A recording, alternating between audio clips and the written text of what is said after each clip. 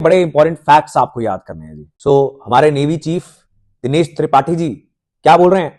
India third nuclear submarine सून, बहुत जल्दी हमारी तीसरी न्यूक्लियर सबमरीन कमीशन होने वाली है। पहली और दूसरी सबमरीन का नाम अगर आपको पता है तो आप मुझे बताओगे तुरंत, क्विकली, बिना यहां पे देखे। The first one is Arihant, ये मैं आपको बता देता हूं।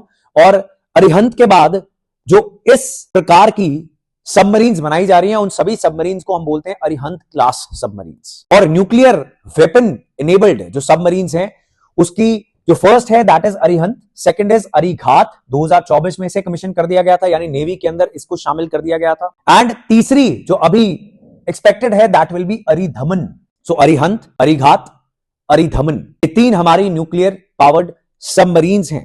तो विक्रांत क्या है? What is INS Vikrant? अगर ये न्यूक्लियर पावर्ड सबमरीन्स हो गई और नेवी की स्ट्रेंथ ये बढ़ाने वाली है, नेवी से ही जुड़ा हुआ कुछ और नाम है that is INS Vikrant, INS Vikramaditya. ये क्या चीजें? वेरी गुड मन्नत।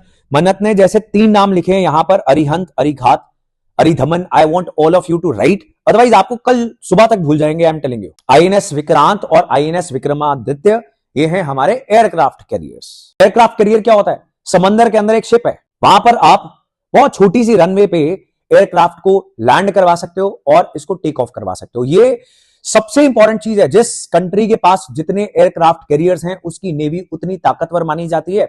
और आज के जमाने में 2025 में and in fact in 21st century China के बढ़ते हुए एग्रेशन की वजह से अमेरिका के साथ उसका सामना होगा, हमें वो तंग करेगा। आज आर्मी स्ट्रांग होना उतना जरूरी नहीं है जितना आपकी नेवी और एयरफोर्स का स्ट्रांग होना जरूरी है।